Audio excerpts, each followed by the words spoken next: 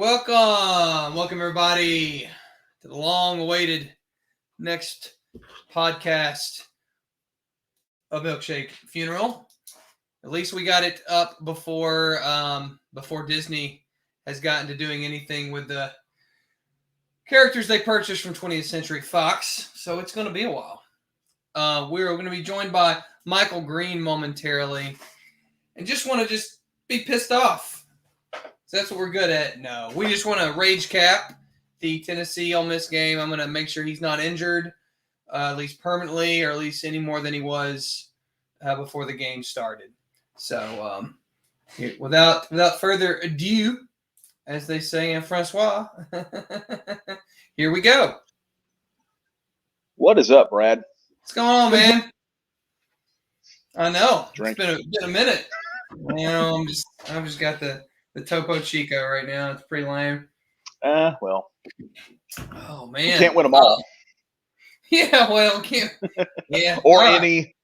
Or and the refs get so involved. All right, so we're gonna. I just want to hit some high points. You and I've already talked about this prior, but first of all, most important, you were in the stadium? Yes, I was. Are you? I will make a. I will make a confession. When 27 ended up erroneously coming up a yard short, we began the walk back to our tailgate at G10. Oh. And it was funny. We get into the car, and you're in the god awful line, and I realized that all the lights are still on, and like apparently like I missed the entire. We're going into a 20-minute delay. Oh. So unfortunately, I had to turn it on and listen to Bob Gessling prattle on for 5 minutes more of the delay, and then listen to the rest of it while, oddly enough, you could hear it out of the stadium like 2 seconds before it was coming across, the radio dial. But yeah, we were there for it. That was. I give Tennessee. You've been sitting near me. Because I've never screamed, "We have 3 timeouts left" to more people in my life. Like, I've now surpassed the total I thought I would ever hit. Well, let me say this before our podcast and rage go off the rails. I give Tennessee, and I think rightly so, a lot of crap. This is our university. We are both alums, and they're frustrating as crap. That being said, when I praise this program, it's legit. Like, yeah. And that place sounded. Let me say this. My first semester there as a student, we won the national championship. I was a junior transfer, and I thought life was just supposed to be that way. I'd been going to games since the early 90s. That place was loud. Dude, it loud. Was. It wasn't Oklahoma loud, and it wasn't Florida 2004, Florida 98 loud, but it was as loud as you'd ever want it to be. Yeah. And you know what? Hats off to the fans, and piss on the rest of the national media that thinks that we're the problem. I'm sorry. A couple of guys losing their minds and throwing some water bottles and stuff, that's bad and all, but those fans showed out, and they deserve some respect. We rocked out, man. We crushed it. Those of us that were still there, I've never done this. I don't know. I want to ask you if you're physically okay, but maybe we do the first question first. Like, where on your body? Where are you getting your Josh Heupel tattoo? Because I think I'm gonna get it like. I'm going to get Josh Heupel. Pump those brakes. Look, right. No, I'm not pumping any. I've cut the brakes. I cut the brakes. We don't need brakes. I'm getting Josh Heupel and then always be flexing in the middle. And then when I do this, it'll be awesome. I mean, I was so proud of just this massive King of the Hill tat just straight across. Yes. God damn it, Bob. So I've never stayed and clapped for the team in a loss, right? And like most of the stadium did. It was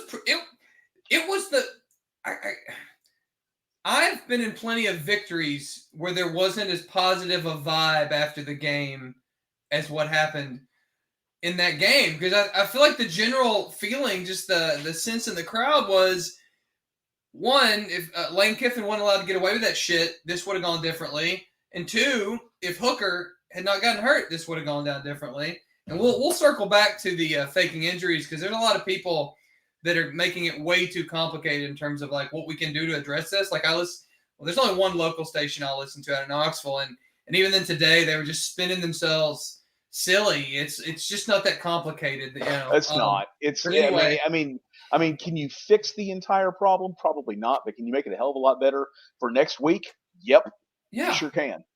You sure can. Yeah, No question. absolutely. You know, and the prevailing like sense was like, well, you'll have players that they won't admit that they're hurt because they don't want to come off. Well, yeah, they do that now, Right. and they've been doing that since football started.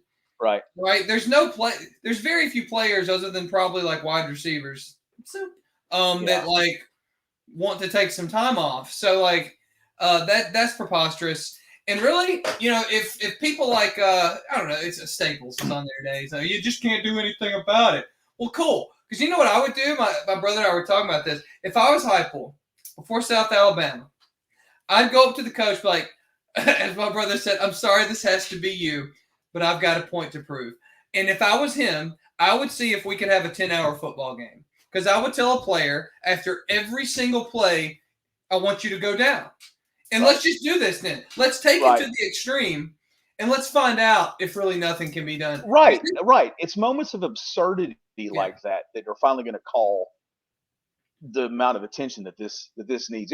I mean, it ruins football second only to University of Alabama. Have you ever seen it done to that extent? Never in my life. Never. And I've seen some pretty egregious one-offs. Like a couple of years ago, I think it was maybe several years ago, maybe when we were playing Bowling Green in Nashville, and there was a guy that it looked like he'd been shot with a Barrett sniper rifle, and this guy just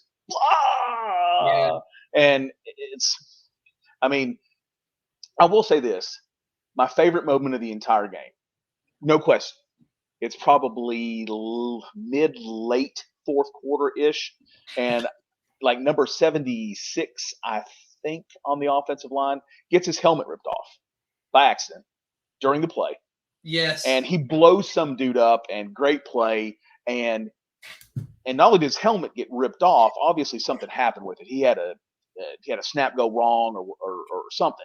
So he grabs his helmet and he starts running slow, jogging to the sidelines, and he's pointing at his helmet. And I'm sitting up in my seats, and I can almost hear this guy, and he's bellowing like, but I've got a problem. And you see one of Tennessee's coaching staff just go insane. Get down. Yes. And he goes about another 10 or 15 feet before it finally dawns on him, and he just barrel rolls. Yeah. And I literally stood up and just, yes, give me that. Give me all of that. Yes. It's going to happen. And, again, for someone to come on the radios, and I don't care to read, I've unsubscribed from this company's podcast because a lot of the media showed their ass right after that game. And so, but to sit there and say, oh, hey, nothing can be done, like that is the stupidest take I've ever heard. You can start assessing, timeouts. You don't have to penalize the player. I mean, I've heard a lot of people say, well, I heard one person say, well, here's what they ought to do. If the ref thinks they're faking or sees a coach tell them to go down, no, you can't leave. So you mean to tell me these coaches that are like crazy ass terrified of these college coaches, so much so that Lane Kiffin and Matt Corral can simply will a touchdown out of existence for no actual basis? That ref is going to start throwing a flag when he thinks he sees Lane Kiffin pointing to the ground? Right. That's the stupidest thing. We can't put anything else in these guys' hands subjectively. Absolutely not. You can't leave subjectivity up to these guys anymore. No. None of them have got the I'm going to be gentle here. None of them have got the bandwidth of time to be able to devote anything else to this. This No. needs to be a if A then B type scenario, and Yeah. it's been said. It's been said all over Twitter. I know. Just offhand, I remember. I think it was Grit Knox that said it. It's simple. The second medical personnel, a training staff, anyone comes off that sideline to go get somebody. Sorry, you're done for the. You're done for the series. Yeah. Okay. And number two, do not let the team have a huddle that includes a coach. And you're letting them sub. Why right. are you going to sub anyone but the injured player? Right. So instead you're having an entire huddle on the sidelines, and you've got 9 different coaches in there, and it's just another timeout. That's all it's being treated or as. In some cases, another 28 timeouts. Right. I mean, and you get a 5.5-hour game where you just want to pull your head out. That's like, and again, the national media is so obtuse. That game didn't last. Not that many of them have even focused on the length of the game, but like it was 5 hours because of what Lane Kiffin did. It wasn't 5 hours because of Dasani game. Right. I would probably add on. You get 3 injury timeouts per half. Heck, no, to hell with that. You get 2, and then you start getting your timeouts burned up. And then if you burn through all that, then you know what? I guess you can start doing it again. I'm iffy on throwing flag. I don't want to throw flags. They're not because you know what? Because they're not going to throw them. And you know what? If Lane Kiffin says, "Yeah, I told him to go down because I can see he's hurt," so you know what I mean? Like the people that think if they see the coach tell him to go down, that's one of the dumber ideas I've heard. Like, right? It's every single coach that we've ever seen and been around. These are absolute just pinnacles of morality. Yeah. I mean, yeah, and intelligence. Yeah. So let's. Okay. So we've talked about then the fake injuries. Heupel, I am ready for the tattoos. This is the first coach I don't know. I've told you most of the time he's doing the thing. Like I understand. I don't want to say he's doing the things I would do because I mean I have coached a lot of football teams, a lot of winning, but put that to the side. Logically, I always understand why he's doing what he's doing. Right. Even starting Milton first. I think we all thought. Anybody that's saying different, we all saw what y'all put on Twitter when the shot of him practicing in the rain, where he looked like a Greek god as he rolls to one side, his muscles are rippling. It's the cover of like a romance novel. Okay. Right. Everybody wanted him in there, and he didn't look. It didn't look really bad until Pitt. And then they make a change. So, right. No, it's I think that's a very fair assessment. Milton, he had all of those visible tangibles that you just like, oh God, this is, this guy is just going to be an absolute, sharpshooter out here. Yeah. He's going to sling the ball all over the damn yard, and he does sling it all over the yard, including 20 rows deep and on a line. So we should have had him returning water bottles. that's right, just slinging all day long. He can put him right up there. So I'm excited. I'll be honest. I hope we can hang on to this defensive coordinator for another year because now look, I'm glad you brought. I think it was when you and I were talking like a week ago, and I admitted I didn't even know our defensive coordinator's name. Okay, I think it's Tim something or other. I have no idea. James Banks. No, right. This guy is basically should write his own check simply because, guys, we lost like 39 kids to the transfer portal, and I don't know how many more due to injuries throughout this season. This team, what they're accomplishing is on nothing but smoke and mirrors, number one. Oh, it's patchwork duct tape. Just how is, I don't even know how they have enough kids out there to actually field 11, but they come out there and they fight and they get after it, and it's tackles for loss because they're bringing pressure from all over the place, and they play like one guy. It's like they have a hive mind. It's like the whole 11, they're all doing the same thing. And fantastic defenses, that is exactly how they play. That's how we used to play. I mean, you remember the days in the '90s when you had Leonard Little and Raynoch and Emo and all these guys. Oh, that was all talent. There wasn't a lot of when Chief was around. But whatever. There wasn't a lot of like. But there were scheming up. 7. Yeah, but there were 7 guys at the ball every single play. There were. And everyone arrived pissed off in a hurry. Yep, I'll give him credit for that. And this is, this guy. I still don't know anything about him. I couldn't pick him out of the lineup. Barely know his name, but I got to stand up and clap for the guy. And, dude, and again, I'm a guy that hasn't, like, in 2016, I wrote my program off. I was like, I'm not going down this damn road again. Yeah. I'm not going to deal with this crap. Yeah. But they are doing things that even make me perk my ears up and go, whoa. Exactly. What's that? Yep. It's God forbid, please let some of this energy play itself into some recruiting wins, get some depth.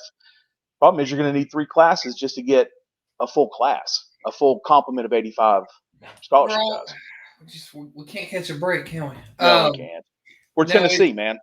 It's like, I don't know if you ever saw Batman versus Superman, which visually it's actually a pretty cool movie, but like watch when I'm thinking about Tim Banks and that staff like scheming up the defense, I'm thinking about the scenes, the montage where you see Batman planning like how he's gonna take down Superman, like he's pulling out like all the stops. There's like kryptonite smoke coming out of here. There's a giant cannon here. Like that's what I imagine. Right. And then they're planning like, what else we got? Let's throw this guy. Yeah. So I'm super impressed, and the offense. We just keep getting banged up, man. If we have Tyon Evans, Jamari Small, and our offensive line at full health, we're gonna beat Ole Miss. We're just gonna beat them, whether they take that touchdown away or not. Because we had their number. Well, I mean, I'm not trying to put anything on any one kid, but I mean, let's not be ridiculous. The muff punt, that was a bit of a hole you had to climb out of, and it was kind of where you always got up to you're just about to pass them up. You're just about to finally get that go ahead, and you just can't get over it. But I can't blame any of the kids. I can't blame any of the coaches, really. No, man, I'll be honest. Even with Milton, I'm like, he had that one pass that it just didn't connect. The thing, what happened on the last play, it's just like. Oh, please let us talk about this. Oh, I mean, look.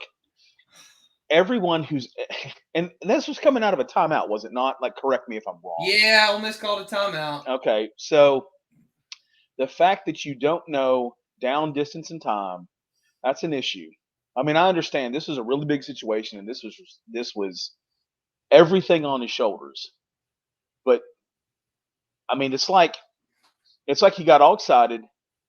He crossed the line of scrimmage, realized it, and then it was like, well, we're done here. Well, and I'll say this. I know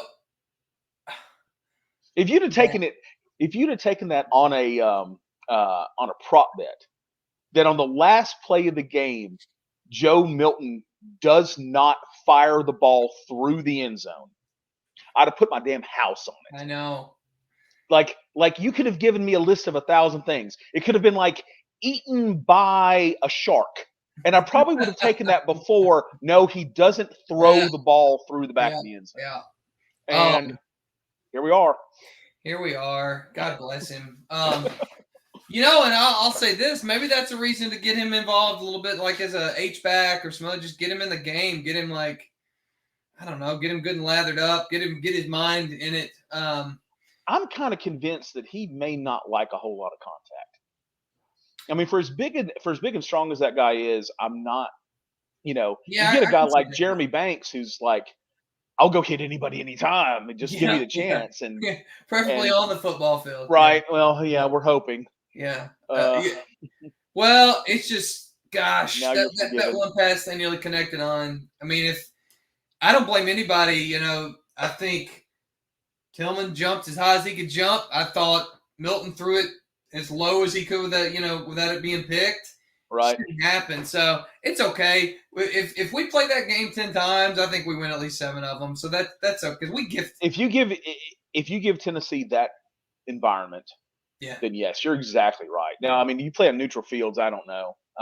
I think that crowd made a lot of difference, despite what Oh yeah. what Well, anybody may or may not say. that's a nice segue. All right, so are you okay though? Like you were in the stadium, that was pretty much the biggest terrorist act since 9/11. Do you have PTSD? It's Are you all right? Here's the solution for me. I still haven't bought in quite as much as you have. That's okay. So there was a lot of, well, Tennessee happens again. So it did. I mean, it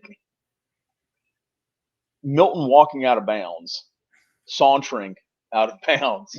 That was the thing that probably got me the most. It's just like, my God, Tennessee just don't. waltzing out of bounds. Yeah, just don't take a sack and just get rid of the damn ball. That's all we're asking right here.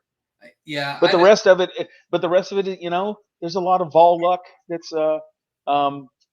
involved with it. The big orange screw. I mean, you can call it there's like a dozen different sayings for it. yeah. But no, But what it about? didn't I bother mean, me that much. the media has said this was. I mean, there's Pearl Harbor. There's Pearl Harbor, and then there's what happened Saturday night. Like, what do you? Well, What's we've your all got blood. reaction? Because I've been unsubscribed from podcasts. Like and I am not someone who's quick to be like, oh, that media. Like I tend to like give it a minute. Because I feel like a good part of our fan base may be somewhat predispositioned to have an aggressive posture toward the media. I don't really, but I don't know I've ever been more pissed off at media coverage of just about anything than I have been. I think you're exactly right. This is a situation to me where, and we had this conversation too off camera. It's just filled with lazy takes. No one understands. Just like with Shiano, no one understands the reasoning. Like those people that were throwing bottles and throwing a French's mustard bottle, which I wouldn't do, and I would condemn. Don't do that. Yeah. It doesn't help. It doesn't solve anything. Right. I mean, but the other deal is with this goes back to at least Jabbar Gaffney in 2000.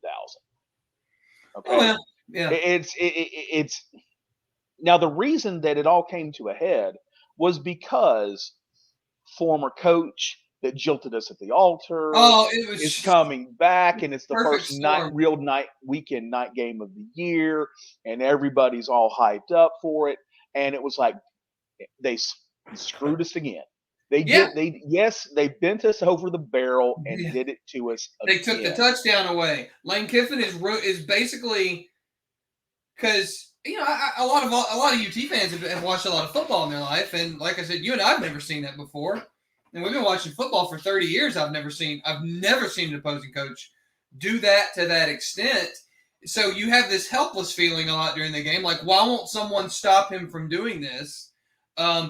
They take away a touchdown that was obviously a touchdown, and they just popped. And and that call, because they stuck us on SEC Network for some ungodly reason, they didn't have good angles. He may have been short, but he definitely wasn't as short of the first down markers where they marked him, and they just popped, which you can't do. But that didn't have anything to do with alcohol. I got news for everybody. That could have been a noon kickoff serving only water and god awful Pepsi, and you would have had the same reaction. So, absolutely. This is not about. It isn't just about today or just about last weekend. It was, but it was all the straw that broke the camel's back. We're all mad as hell. We're not going to take it anymore. Kind of thing. Yep. Just so we've established then that you are going to need some therapy hours. Okay. I self-medicate, man. We all know this. Yeah, that's right. Let's make sure you answer these questions. Where are you getting the Heupel tattoo? You have to get it. Where are you getting it? Let's see. I got to give a little bit of thought to that. probably. Should I go with like Heupel, just like the Tyler Bray tattoo with the interlocking Ooh. stars that go straight across? Put some Game of Thrones dragons in there, like writhing around the lettering. Okay, so we got that. Yeah. Let's see. What was my next question here? Would you waste a perfectly good golf ball on Lane Kiffin? Negative. No, it's let's have a little bit of discussion. This number one, there's no way anyone thought to bring a damn golf ball into this game. I have a great story on this, by the way. Again, the whole lazy national media and even some of the lazy pseudo local media haven't even that want to be national media. Oh, they wanted their ear scratched from their superiors, so they were like, "Yes, master, let me pile on as well." Yeah, so none of these people bothered to look up the fact that they had an in-stadium Top Golf thing that went on in like early August. That golf ball was left in that damn stadium 3 damn months ago. Yeah. And someone found it sitting in the stadium and is like, well, hey, great opportunity. Yes. And let's say the other thing. That ball skipped into Lane's hands. It didn't hit him on the fly. It's still not right. But again, this whole national narrative of like, Tennessee fans have blood on their hands for that's it. Yeah, out of here. How much Dasani do we have on our hands, Michael? Right. That's it. Just we're dripping with it. Just it's like the poor Coca-Cola water wedding instead of the red wedding. It's all right. This is a fun story. So at the tailgate, I brought my pitching wedge and listen to this. This is insane. And a 9-iron and a bunch of practice balls. Some are wiffle, some are like Nerf. I got you. So we're over there by the library, and I get down on a hill because I'm like, I put the bucket up there, and I'm gonna like try and chip out of it. And a cop stops by and says, "Play golf somewhere else." And which and the over-under for me getting scolded by police officers is usually 1.5, so I hit the under. But, right. So I said to him, it's like, "No, man, they're practice, they're Nerf." And he looked at me. I was like, "Dude, I promise. Like, you could throw them at a window." He's like, "You sure?" And I was like, "Yeah, dude, I promise." He's like, all right. I promise you, that cop, when he went home and got off his shift that night to sit down and watch the game, I bet you money he thought, that's that little son of a bitch who I told us. How many other people were doing that? Probably, that Saturday. So that somewhere that cop is just like, I had him. Had him in my hands. Which it wasn't me, by the way. It wasn't. Well, so my brother-in-law is back at UT finishing up his degree, and he was in a class the other day, and there was a guy that sits next to him in one of his classes that had already gotten an email from student judiciary where they had found him on film throwing stuff, and he's already got a preliminary date scheduled to go in front of like student conduct or whatever because of this. And I'm like, well, how in the world could they know that person's you? And actually my wife, we were all having dinner the other night, and my wife popped up and she goes, well, they've got your picture scan for your student IDs. Yeah. And so they're having, UTPD run facial rec basically to try and track someone down for littering. This is where we're at. Yeah. So that guy is going to his body cam video going, I got this son of a bitch. Yeah, that's right. Yeah. They brought that cop. He's like, that's not the guy that was hitting the balls. Where is he? That actually brings us to the next thing. How tone deaf. I'm not even sure what you're going to ask, but very. I felt that our chancellor and athletic director really cloaked themselves in dog shit with their responses to what happened. I don't know how you felt, but I just thought it was absolutely tone deaf considering that all the thousands, and if anybody like me had to price out hotel rooms, luckily I was able to stay with some family and bunk up. And you're paying $700 a night in this town. Oh, at least, yeah. Oh, at one point, that new one downtown wanted $1,000,000. So the millions that were spent by folks at restaurants, which they all came in there. The 99.9% of people in that, and I watched this dumbass local reporter try and argue that it was more than a few, and someone had to explain math to him what even if it was 500, what 500 out of 103,000 is. Right. But again, he's local video guy, TV reporter. Right. He's trying to get in good with the Blue Check Brigade. And just to I'm going to reach out to the chancellor whose name she didn't get right and ask how we can make it right. I nearly broke my phone. I tweeted something with no swearing that was pretty aggressive. I got rid of it later because I was like, I don't want to. Anyway, what did you think about these two cats, Mr.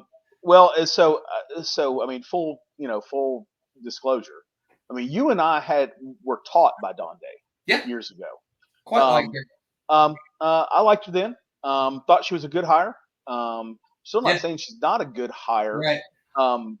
I was shocked. I'm not shocked. Actually, I absolutely get why they go and they made joint statements. Like, I mean, I think I'm still listening to Voluntary Reaction, not to give them a plug, but I think I'm still listening to Voluntary. So I'm listening to Voluntary Reaction, and I'm scrolling Twitter as one does, and I'm not 30 minutes into this, and they're already putting out statements about it. What the 1 a.m, and they're ready to jump on the fans. I'll tell you this: as far as Danny White goes, this guy has, and I thought his statement was less abrasive to me than what Donde's was. I completely agree. But Danny has always, like, up until maybe the last 2 or 3 months, this guy would go out of his way to dig the fans. Yeah. Like, don't get it twisted, guys. I mean, just because he bought the VOLS signs back and he jokes about, hey, text your friends that these are here. Ha ha ha ha ha. That's great, really funny. Like, I'm not going to forgive this guy yet. But some of it is you have to say it. Some of it is you have to come out. And but his what? statement was a little more in line with that. Yeah. But you know what? That could have waited until 8 o'clock the next morning. It really could have. I mean, and truthfully, you could say it would have a lot more impact if you waited until then, until like 7 people were actually up. I mean, hell, I was up until 3:15 that morning. Yes. Still trying to get calmed down after it. Yeah. But it's a CYA world. The administration of our university obviously is very, very hypersensitive and hyper aware of, like, things that are considered to be like microaggressions and all this stuff. So I'm not surprised by it. But I really think in all of this, the scope and kind of the breadth of all this has been totally thrown out of whack. Well, like you said, 500 people in the span of 100,000. Okay, simple math tells you 0.5%. Okay, that's not. It's a regrettable thing, and that's all it is. Yeah, that is all it is. Yeah. It's a regrettable thing. What? This $250,000 fine? Oh my God! Shove it up your ass, man. Look, how many people? We got Nick Saban, the god of the SEC, coming off a field with bruises, right? And we get. I mean, you would. We got the same fine. We got the same fine. I'm so pissed off. And here's the other thing. Okay, let's start thinking about. Okay, you and I, both very analytical people. Let's start thinking about this. Basketball game at Ole Miss. Ole Miss fans start throwing stuff onto the court for Tennessee fans. Thanos rain fire is what they did, man. That's right. I'm gonna pull down a moon. Yes. And but think about this. In a basketball arena, let's take how much was thrown versus how much was thrown at the football game out of it. But look at it from the standpoint of distances. You throw a water bottle from row 10 of Neyland Stadium, what kind of force, even if it's a full water bottle, what force is going to be there versus if you're throwing something from the 10th row at Ole Miss's basketball arena? Yeah. That one in the basketball arena has the potential to do a lot more damage than the one just because of you lose velocity over distance. But again, Tennessee fans we are the worst. We are the scum of the earth. Don't even worry about the Florida fans that have thrown bags of urine on people.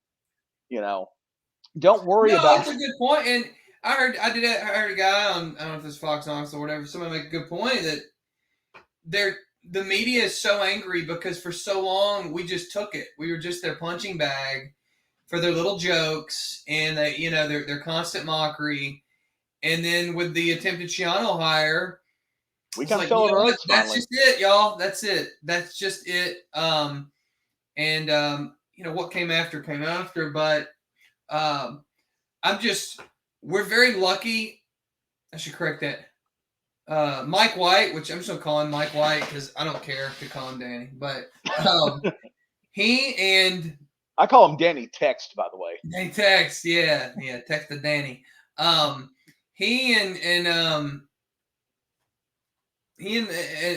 Chancellor Plowman are very lucky that Heupel is the coach because I thought his statements in the next day, which was basically like you see, it's like, yeah, I saw it. The fans were amazing.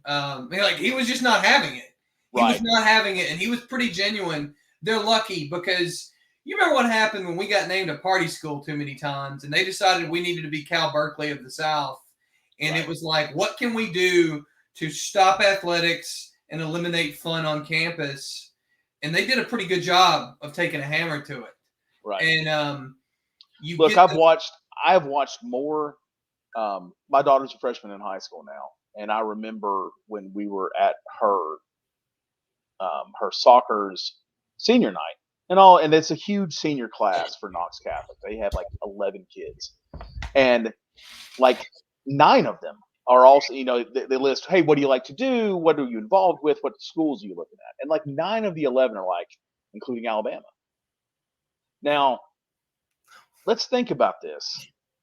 It's because of the bright spotlight that gets put on it. Joe Johnson was right. Athletics is, whether you like it or not, is the front porch to your university. Yep. And because they are unbeatable over the last decade and a half, they have got enrollments that are through the damn roof. Yep. And everyone is wanting to punch each other to get in line to pay out-of-state tuition to Tuscaloosa, Alabama. People are attracted to winning, man. They are. They don't want to hear about your News and World Report ranking. They don't. By and large, they don't. They don't. Hey, look.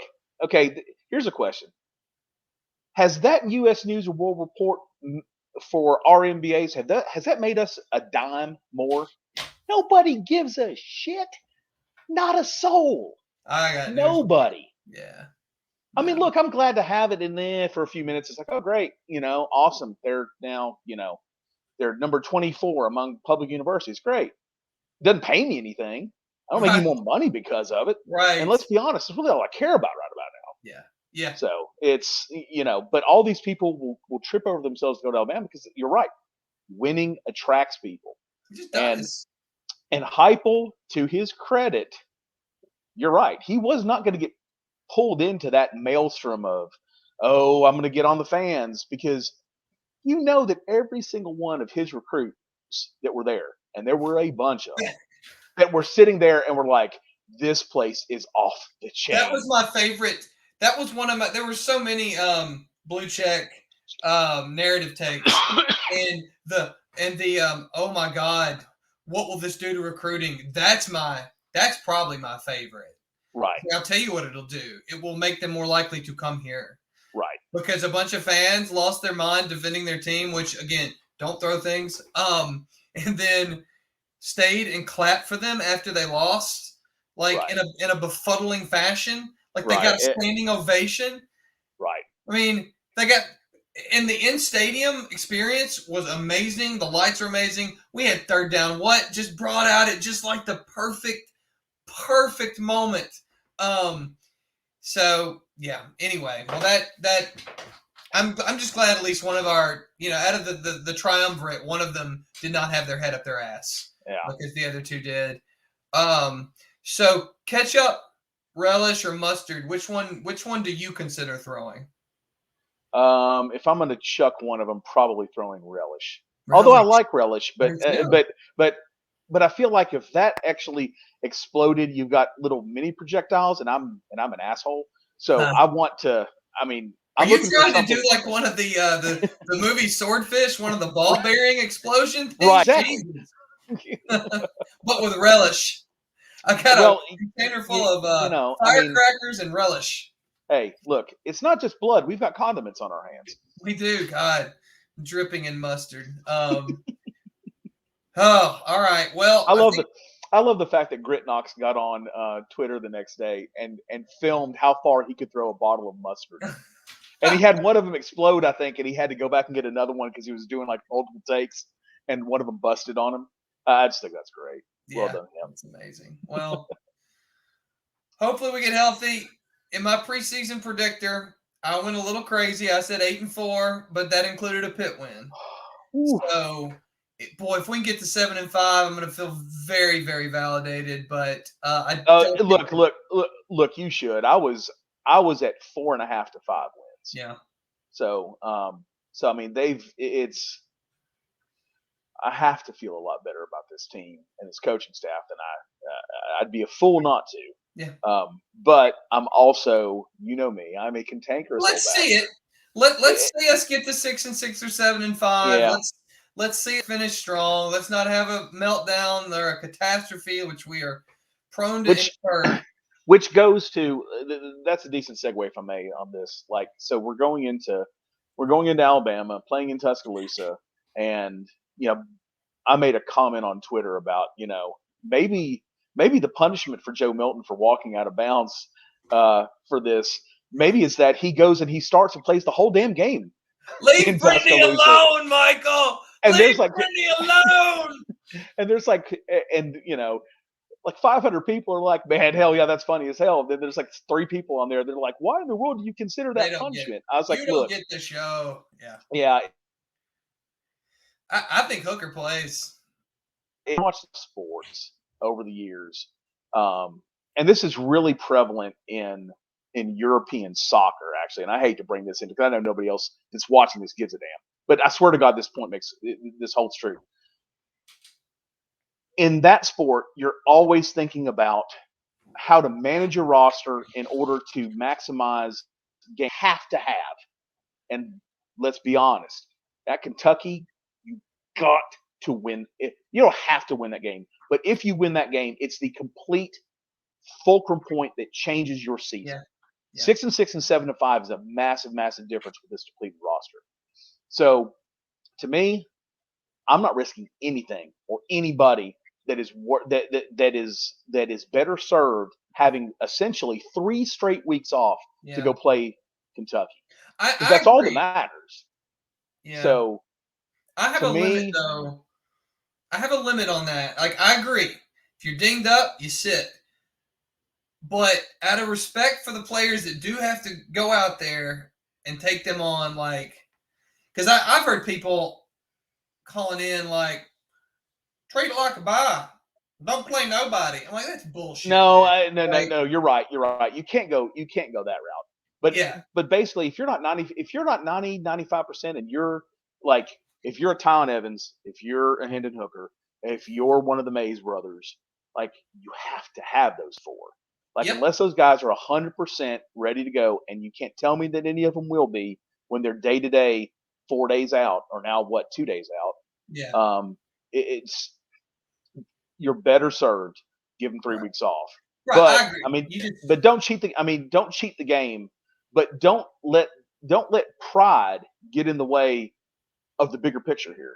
No, I agree. You just can't show up like a 14-1 team in the NFL on week 16. I know right? Yeah, that's fair. That's absolutely fair. That's absolutely fair. because I think you could lose a little bit of the locker room a little bit. Because I know if I was healthy, if I was one of the few offensive linemen that are healthy, like why do I have to go out here and get my ass kicked for it? Yeah, Right. So we'll see. I think Hooker. It sounds like a bruise, so who knows? I agree with you though. If he can't go, play Milton, play Bailey, play one of the. I don't know, and I don't really care which one, and I don't care to argue it at this point. Right. Because I think we'll have Hooker back for another year, which could just be amazing. So that is so he would get he's basically got a COVID year that he can still burn. Yeah. Is that it? Even though he's a grad transfer, he gets the COVID year. Yeah. Man, that's Give me. I've seen that.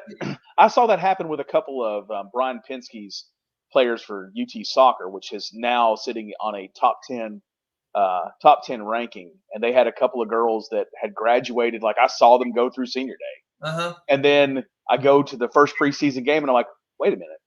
It's like, Smokey, I'm back. Yeah. I mean, what's that? Why wouldn't you? DiCaprio from The Wolf of Wall Street. I live. I live. Yeah. Well, and that's why Kentucky's so good this year. They've got like 10 of those players, and they all like. If you've got a bunch of 23 and 4-year-olds on your college roster, and you were at least good enough to go to Kentucky, yeah, I expect that you probably should be ranked. Like, right. So we'll see it, but we're going to need to be at full strength to. Unfortunately, that's where we are right now to beat them. We need to be at full strength, but this shit won't go down like it did last year, where you got a quarterback just. Because I'll say this for Milton, he doesn't throw picks. He does not. Somebody tries to take it and blow their hand off, but unfortunately, same for the receiver. But well, cool. You got anything to add to this Ole Miss Rage Cap?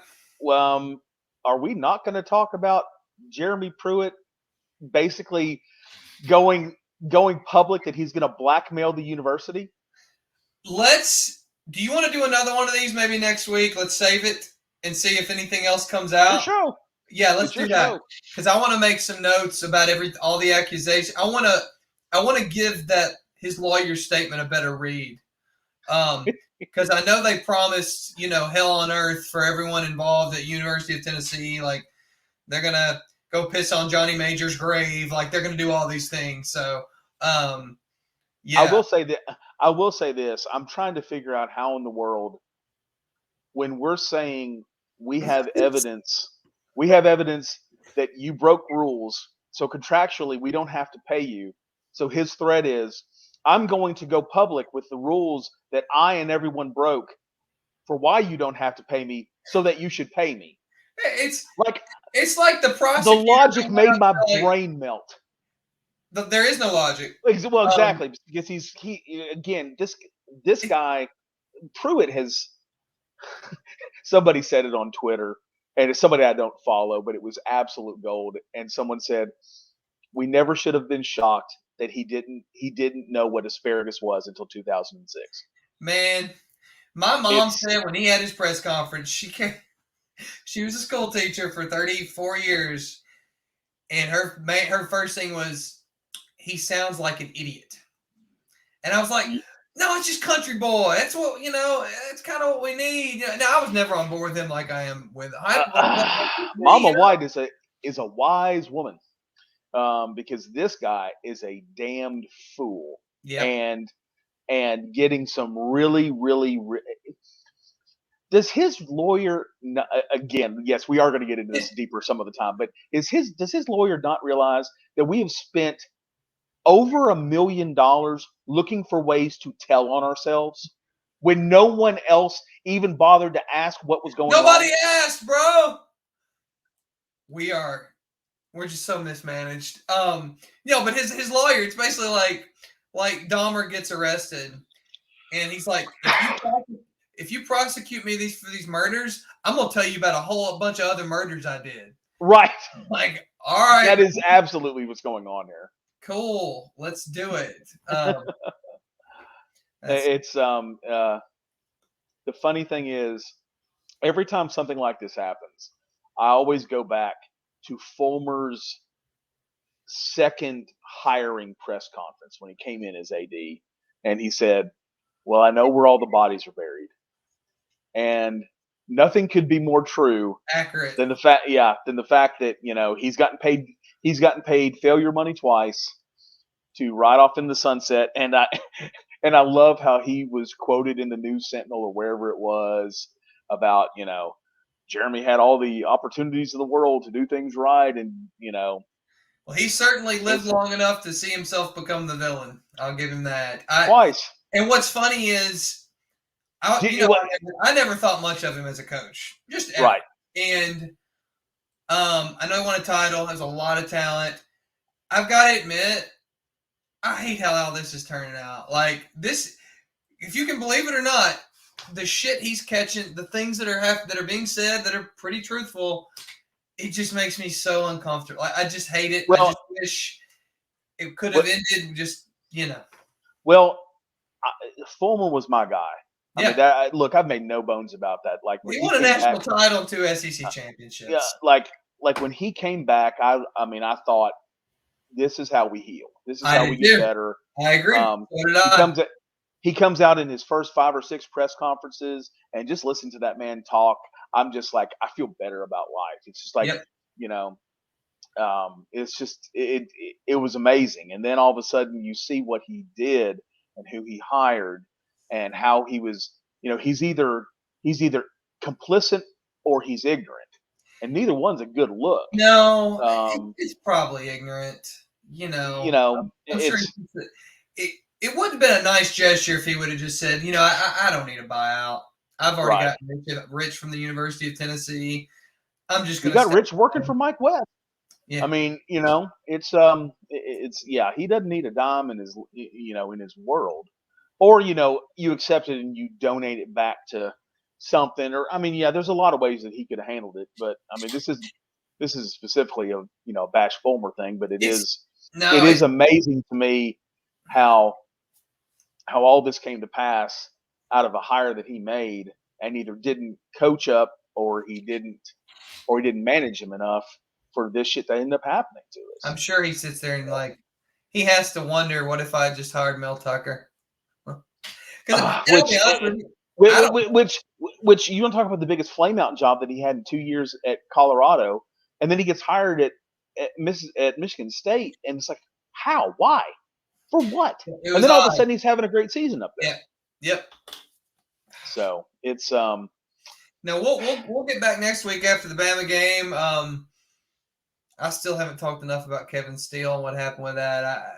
Anyway, we're at 53, so I'll stop. But there is a real quick with the whole Kevin Steele thing. I got myself in a whole lot of trouble. Not a whole lot of trouble, but enough trouble. A minimal amount. Yeah. So I'm on the board at the Knoxville Quarterback Club, and I have been for about 5 years. And so we had a preseason board meeting where we're going over the likely list of speakers.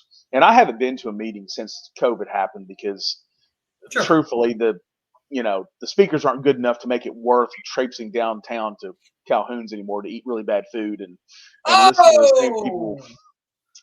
Look, man, everyone that comes into town, like, oh my God, you got to go to Calhoun's. And I'm like, I know no one that wastes their time doing that here. But anyway, I'm getting sidetracked.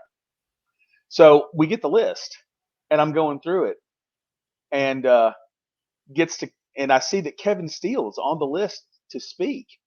And not only is Kevin Steele on the list to speak, it says next to it, former University of Tennessee head football coach.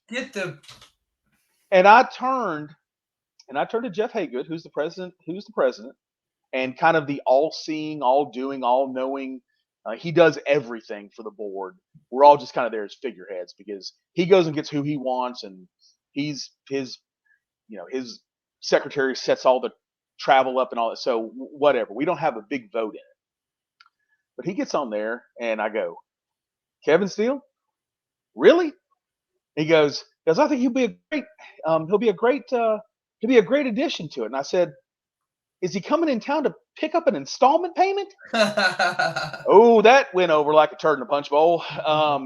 That's how I would describe Kevin Steele. Tennessee is a turd in a punch bowl. So there's only like 3 of us on the board that are under the age of 50, and or under the age of 55, really. And all of us that were under 55 laughed. And all the old people were like, "Oh God, no, you can't go and do that." Like, look, this guy fleeced. It's really not probably Kevin Steele's fault because again, somebody offers you $1 million to do nothing. Right. Like, that's what I wanted to. So that's weekend stuff. I do want to break because I want to talk about the narrative, aka what we used to just call bullshit. And he was hired because of a narrative, a false narrative that the athletic director, that the administration wanted to push. I'm going to save that thing. I'm going to save it. I'm writing it in my little notebook. I love how old school you are. What's that?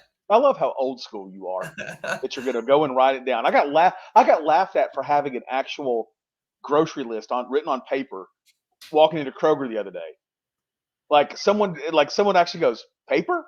I do notes sometimes on my phone, but I feel like that's just then I never think about it again. I never really look at it. But when I put it in my little pad, it's right here. I can touch it. It's a kinesthetic experience. These damn Gen Zs, I hate them. Crazy.